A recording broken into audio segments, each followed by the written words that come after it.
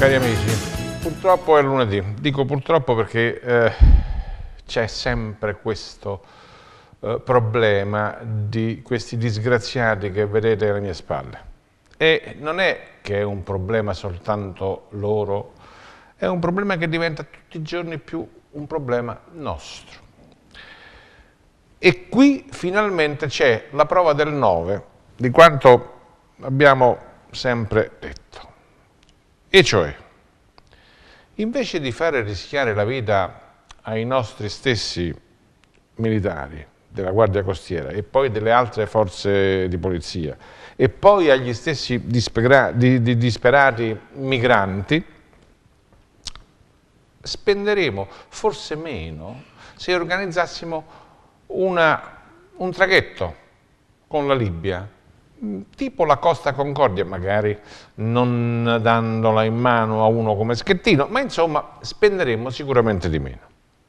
Oppure, ecco la trovata, si mandano i nostri del battaglione San Marco, per esempio, o le forze speciali, incursori, eccetera, ad affondare le carrette prima che si riempiano di disperati. Prima che vengano prese dalla nostra Guardia Costiera e poi 4 farabutti armati di Kalashnikov ordinino alla nostra Guardia Costiera di lasciare lì il gommone, come è successo stanotte, perché servirà per altri disgraziati e non possono spendere soldi, i gommoni valgono. E la nostra Guardia Costiera, con il simbolo dell'Italia, ha dovuto dire di sì a 4 farabutti, a 4 delinquenti, a 4 assassini. Ecco, qui siamo arrivati.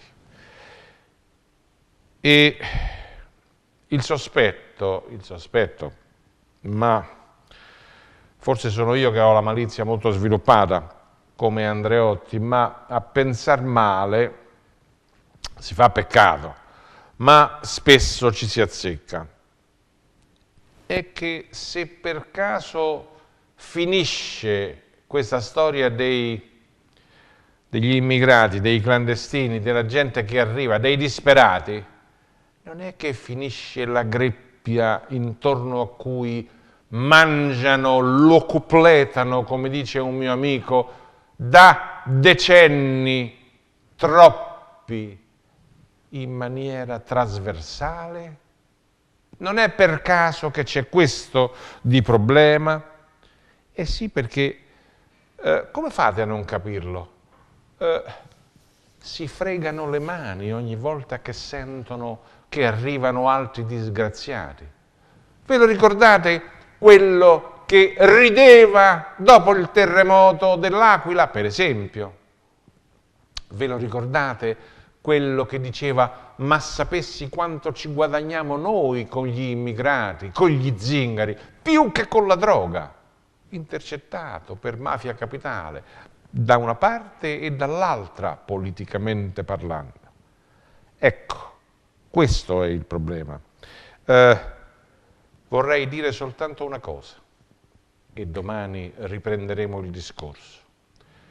A quelli che prendono tanti soldi su questi disgraziati, su questi poveracci, a quelli che guadagnano sullo scandaloso traffico di persone, addirittura lo incrementano questo traffico di persone, gli dico solo una cosa: i vestiti per i morti non hanno tasche, i soldi dall'altra parte non ve li porterete, sarete costretti a lasciarli qui.